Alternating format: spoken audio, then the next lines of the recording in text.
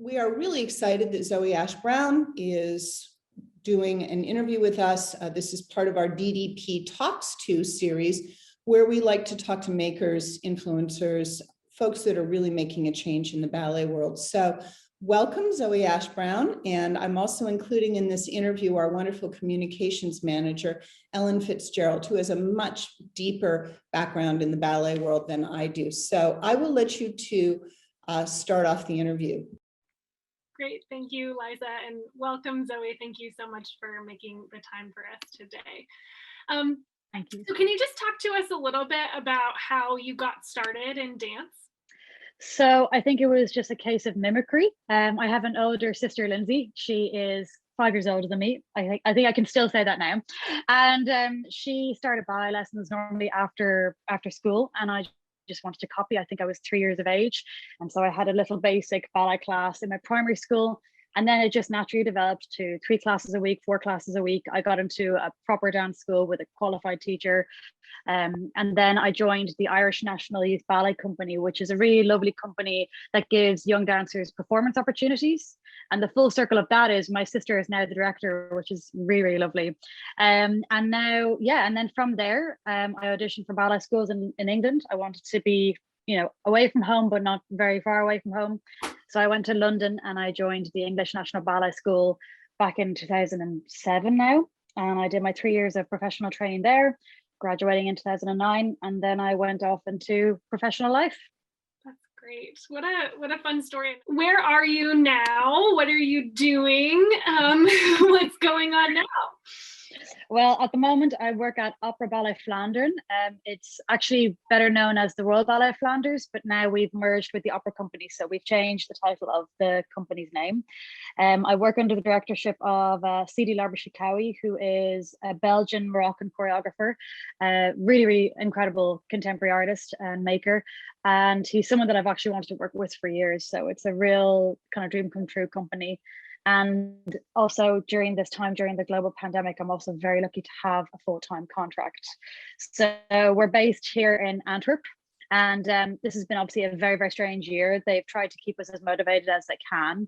So we work towards live streams as if it were a performance. So we have maybe 6 to 8 weeks of creation time or rehearsal time, and then we'll do a live stream. And we have just been working like that for the whole year, and we're incredibly lucky to have that. And this for me is the final destination company. I've always wanted to work somewhere like this company because we do incredible work from contemporary choreographers. We also work with neoclassical choreographers. So I really felt that my entire performance career has kind of led to a company like this. So I'm going to stay here until they tell me I can't. Wonderful. So we know that Morgann Runacre Temple created 2 pretty significant roles on you while you were with the National Ballet of Ireland. How did that influence you as you saw, a woman in front of the room creating work and creating work on you specifically, and what that process was like? Mm-hmm. Well, I have to say it was the biggest blessing of my career, I have to say, because obviously I went to a very strict linear kind of ballet school, and we had a very predictable pathway for what the kind of dream jobs were. And so I really wanted to be in a really large company, and I wanted to be one of the building block quarter ballet dancers and maybe work my way up. That was kind of my dream. And then I ended up getting a job with the National Ballet of Ireland, and they work in a much more fluid way. They have project contracts, they do small kind of hybrid new creations. And honestly speaking, it wasn't what I was interested in. I was 19 years of age and I wanted to be one of the many shades in Biodair. I wanted to be someone who was nameless. I didn't want to, I wanted to emulate all of the things that were my dream at the time. And then I ended up working with Morgann, who was she is just this incredible maker and storyteller. And she really created in a way that I've never experienced. And she also created the roles of women in a way that I hadn't seen in ballet. And so, for instance, even when she choreographed Romeo and Juliet, that was the first ballet we did together, and I was Juliet, there were so many comments about how tall I was, about how curvy I was, about how womanly I was. And she got a lot of commentary from people saying, she's not really a Juliet, is she? And Morgan would say, well, why isn't she? Why isn't she? She's my Juliet. You know, what perception are you projecting on us right now while we're trying to create something? And so that kind of influence very early on in my career, I think, has carried me through, and it's definitely informed the way I see things. And it was just so accidental but brilliant, to be honest, because I think it's informed me as a person as well as an artist. And then we know that last fall you created work for the Ghent Festival of Flanders. How did the timing of that within the pandemic kind of affect your creative process? What challenges did you face? What made it different? And really anything else that you'd like to share? I was very lucky because at the time my partner was, he's freelance and he's also a dancer, professional dancer. And he was in a city at the time and I wanted to use him for the project. And so already we were kind of an artistic bubble. So we could already put that forward to the Ghent Festival and say, we don't have to do any kind of quarantine because there are all these different things that you don't even consider, and now that they're a thing. When you want to create and you want to get some people together, you have to think of all the T's and C's now. And I also decided to work with my flatmate, who is also my colleague, another wonderful dancer called Aaron Shaw. And so it was a trio, and it was already that was not a factor, having to kind of get people from somewhere else in. But even just the simplicity of trying to find a studio space, we couldn't actually work in our studios in Antwerp that we would use for work because my boyfriend is a freelancer and so he's not within that artistic bubble, so we had to find outside studio space. Okay, we ticked that box. But then it was just trying to find the time within working hours. I was still working, so I would have to do it after hours. But overall, if I'm being completely honest, with the pandemic, it actually wasn't too much of an issue. We managed to create really efficiently, and the only thing actually was really finding the time. But what I will say is actually I have to put my hands up and say I upset a lot of people at the time because I wasn't even thinking, because I wasn't so deeply affected by the pandemic. I was posting videos online and, oh, I can't wait for the Ghent Festival premiere, it's going to be fabulous. And the Ghent Festival had the finances to have a socially distanced audience and do everything properly. And I have people at home saying, how are you doing this? Commenting, saying, what is this? How are you in the studio? I haven't seen the inside of a studio for a year. And I was thinking, well, okay, 7 months. And I felt very responsible actually, because I just kind of forgotten about the community. I'd gotten wrapped into my own thing and I was so excited about it. And yeah, I have to say, I have to take a bit of ownership for that. I definitely let the side down a little bit. Yeah. This is pretty extraordinary. Can you talk a little bit about what the award is for, who Countess Markovic is, and then why the award is meaningful to you, what it allows you to do? So the Markovic Award is given out by the Arts Council of Ireland, and it's also in association with the Department of Agriculture, Gaeltacht, which is the Irish speaking part of Ireland. Dance, it encompasses a lot of the different sectors in the government, and they give out an award every year. Normally it's 5 awards, and actually this year it was 10 awards because the Irish Arts Council actually increased their art spending by, I don't want to get this wrong, but I think it was something like 60 million euro, which was fantastic. So the Arts Council funding went from 75 million the previous year to I think 130 million or something close to that. So they actually had an increase of awards, and that was one of the reasons why I wanted to go for it this year, because I thought this is a really highly competitive award, but maybe I have a better chance this year of getting it. And so Countess Markovic was the first woman in Parliament in Ireland. She was a suffragette. She was an absolute pioneer. She fought for the independence of Ireland, and she was also an artist. She was a painter. So they wanted to create an award that, commemorated her. And so they look for proposals from artists that focus on the female voice in art practices and has maybe some kind of line of her history, of her contribution, and maybe somehow if your proposal can parallel, her experiences, then I think that's the strength. And so that's what I did. I made a proposal, and I want to work with 6 Irish female choreographers. I want to have some conversations, make a podcast episode about the female voice in dance, and in particular in Ireland. And then I also want to create an all-female work. And so I put an application in, and amazingly it got funded because, like you say, All the strands, normally when in Arts Council funding in Ireland, you have the dance sector and then you have film and you have everything, is segregated. And so I'll normally go in with all the dance makers, all the choreographers, and we'll be in our own, competitive pool. And with the Markovic Award, everyone's thrown in. So, like you say, architecture, film, literature, everything. And there's no guarantee that a dance bursary will be funded, but I was this year. So that was really awesome. I can't wait to get started. What I'm gathering, and this may not be your experience, is that Ireland as a nation doesn't really think of dance first when they think of culture. There's a huge music scene. There's, I know, an extraordinary theater scene. Do you want to comment on that a little bit? And I'm hoping that giving you this award may push dance, push ballet, push what women dance makers are doing a little bit more to the forefront. So you're quite right. There isn't really a culture of dance, of celebrating dance in Ireland. And I have my own theories with that. I think a lot of it has to do with tradition, culture, religion. We definitely didn't have a culture that celebrated using the body as a form of expression for years and years and years. We also didn't have the kind of imperial history of having a royal ballet or anything like that in the country. So we don't have any kind of heritage of ballet.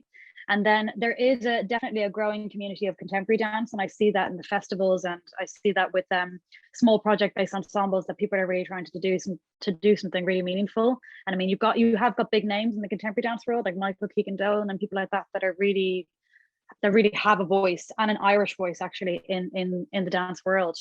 But dance is the Cinderella of the arts in Ireland, I would say, very much so. And we are trying to do something to change that. By we, I mean, there's the director of the National Ballet of Ireland, and my sister, Zoe Ashe-Browne, is the director of the Irish National Youth Ballet. There is also a wonderful organisation called Brook Dance, which is run by a woman called Annika Lowe. And that is sort of like, for the American audience, it'd be something like Banff maybe, or Jacob's Pillow, something like that. It's like a beautiful creation space in the middle of the country. Funny enough, it's all been started by women. So there are definitely people that are trying to do something very meaningful in Ireland, but we don't really have the audience. I mean, you don't have the audience, it is really difficult. It's a chickens and eggs thing of knowing where do we start. And so we have people that are trying to start with education, and then we also have people that are trying to make good, meaningful work and shows. And I just hope that after the pandemic, when going to theatre again is a normal practice, that we can start again, but it is slow and steady. It's really slow and steady. Yeah. I'd like you to talk about this sort of lineage of women and what you're trying to create, and sort of your feeling around mentorship. I feel like I have always kind of accidentally had female mentors as well going through my career, which is actually very interesting that you say it now, because if I go back and I think about all of the people that have had a real genuine impact on my career, and I'm not saying that men aren't involved in that, but I think that women like Anne Meyer from the National Ballet of Ireland, there have been women that understand the experience and they see maybe a little bit of themselves in you, and they have no problem reaching out and saying, if you need a hand, if you need advice, if you need this, I'm here. So I really, really believe in the importance of mentorship, and the importance as well, really, of community as well, because it is so difficult what we're trying to do. And I think that that's the bit that really, for me, is also this. It's also the thing that Emma and I wanted to do as well when we made the podcast. I know that we'll talk about it in a separate interview, but we wanted to involve everyone in the conversation, because sometimes when you are working in an environment like dance, and there's just so many different factors that make it the wonderful world that it is, you can upset people very easily because so much of yourself is invested in your practice. And what's really important for me is trying to involve people in the same conversation, because our experiences are so similar. And the female experience is a very unique one in dance, because like you say, there are just so many, I feel like there are just so many stages that you go through. And so for me, like in school, it was understanding kind of how submissive I needed to be in order to get through the training, that I needed to surrender my voice in order to really get through that. And then it was finding my voice again in the face of maybe misogynistic directors, and I needed to be able to be an autonomous human. And it's all of these, it's almost like you're being broken down to be built up again. And so to go on that journey without mentorship, I think would be really crazy. So I love the idea, and I think I connect with it, and I think that it's important, and I don't think it's in any way condescending. I think it's I think to say that it's condescending would reduce the experience of the female experience in dance, you know, because it's very difficult. And I think you need support. I want to turn your lens back on us, back on me, and I'm going to bring Ellen into this too, and I'll let her ask one more question and then we'll wrap up. You all are doing so much, you and Ellen, you're advancing in your career. Within our limited budget, what can Dance Data Project do to help? Are we doing it already? Should we be doing more, et cetera? Understanding that our mission really is gender. A lot of other marvelous organizations out there tackling different aspects of dance, but for us, we represent the majority, the unpaid or underpaid workforce that moves ballet and dance forward. So I'd love to hear your thoughts. I think that what you're doing is fabulous. I think that conversation is like absolutely paramount in order to kind of get another conversation going, another kind of dialogue, and to hear what people have to say. And I think that the really important message that I would love to kind of hammer home to young women that are training now is to find your autonomy a bit sooner, you know, because I think that it took me years to get to this point, and I think I could have avoided a lot of the issues that I'm actually only now kind of working through, and this idea that you're not enough. I think it's also a really important message to spread. I think is also to find the validation in your own work sooner. But in terms of what Dance Data Project are doing, I think it's incredible. What you're doing is, I don't know if I could tell you to do things any differently. I think it would just be about what you're doing already, reaching out to more people in the community and getting everyone involved in the conversation. And I think sometimes, you know, because we're talking about gender specifically, and sometimes with women, when you are in a senior position, you've really had to claw your way to get there. And I think sometimes that can create a little bit of hostility then when someone tries to make it maybe about your gender, and that it can kind of almost dilute your achievements or what it is that you did. And so finding a way to kind of break down that kind of hostility that you might meet. How you do that, I don't know, but maybe involving that as part of the conversation and saying that isn't what we're doing. It's just that you're actually, and a lot of the things you do is you deal with stats as well. You are literally dealing with figures. It's not that we're working on an emotional response or a feeling that we have about the dance world. We're just talking about the reality, and to remind people that is what we're doing. We're talking about the reality of the situation. But what you're doing is fantastic. So that's my 2 cents on it. Thank you. I mean, I think I tend to agree with a lot of what you said. I think when I was dancing, I retired at the ripe age of 25 in 2013. But you know, when I was dancing for companies, and I danced in college as well, I think there was this feeling that people were, we could feel the thing that I think DDP collects data on, right? That it was difficult for women to be promoted into leadership positions, that there was this, you know, this sea of women in this field dominated by women, where we were all in rehearsal with men at the front of the room. And we could feel that, and something felt off about it, but there wasn't necessarily language being put to it. There weren't people writing about it. I've seen more journalism about this phenomenon, you know, over the last 4 or 5 years than I had ever seen, you know, when I was dancing. And so, you know, I think that what I'm excited about with Liza's work and with DDP's work is putting numbers to it. And because I think there had been this long-standing, you know, feeling, and you can say you feel something, but until you show people hard data, they're less likely to believe you. And so I think being able to say, you know, in the 2020 season,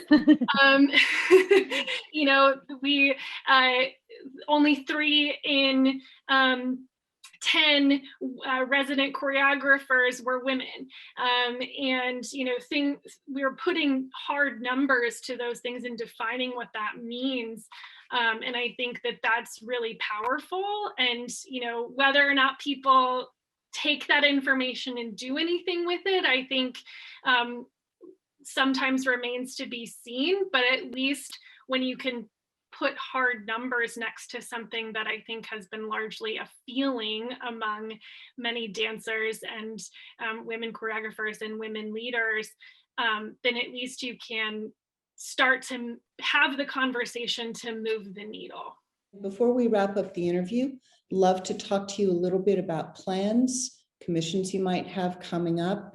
Obviously, when you put together that podcast with the 6 female choreographers, love to know more about it. I don't know if it's all forms of dance in Ireland, just ballet, etc. So talk to us a little bit about what the next few months looks like for you. So the next few months are quite exciting. The first thing that I have coming up is a duet that I'm making with my friend Aaron Shaw, and it is for Dancer for the Dance Festival of Irish Choreography, and it is curated and directed by a wonderful man called John Scott, who is the director of Irish Modern Dance Theatre, and normally he works in association with the Irish Arts Centre in New York, and normally it's really exciting because he gets to go to New York, but can't do that now. So I'm going to be doing it remotely. Shame, maybe next year. But we are doing a live stream of different choreographers' works. And so the parameters of this festival is that all the choreographers are going to be Irish or Irish identifying, and they're all going to be in their work, be it a solo or a duet. And I've decided to use my friend Aaron because he's Australian, but he's actually also Irish and he's never been to Ireland. And the idea of the festival is, how do you connect to your nationality? What is your notion with national identity, and how does it affect who you are? So that's the first thing. That'll be in July. And I'll also take part in the panel discussion. That's part of the festival as well on July 4th.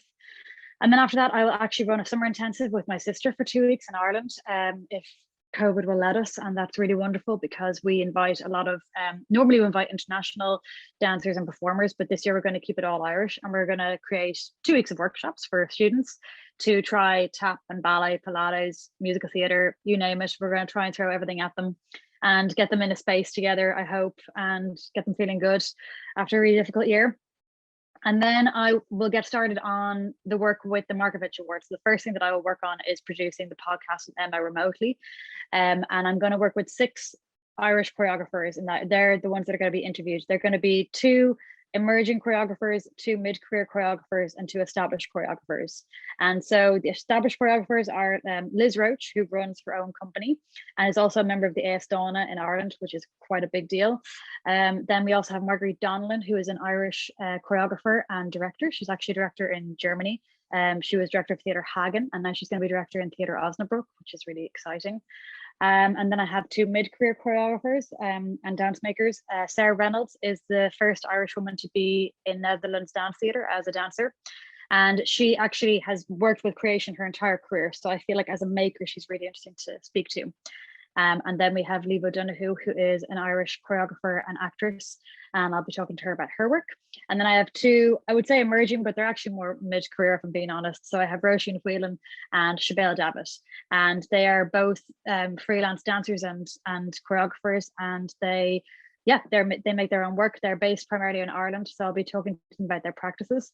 And in terms of dance styles, Siobhán is actually a sean-nós dancer, which is a traditional Irish dancer, as well as contemporary dancer. And then the other women are ballet, contemporary, and also dance theatre. So it's a pretty interesting mix. And we're going to work on the podcast. And then once the podcast is done, I'm going to start working on the female dance work. And that will hopefully take place a lot in Ireland. And so I'm just going to wait for COVID to kind of do its thing and wait for everyone to get vaccinated. And then hopefully we can fly to Ireland and we can do all the stuff. So I have to just kind of eke that part out. And I was also meant to have a work in Edinburgh Fringe Festival, and that's been now on the back burner for 2 years in a row. So I we'll keep my fingers crossed. But yeah, it's been 2 years of COVID, so we'll just see how that happens. We can always dream. Thank you very, very much, Zoe Ashe-Browne. Congratulations, really extraordinary. Thank you so much.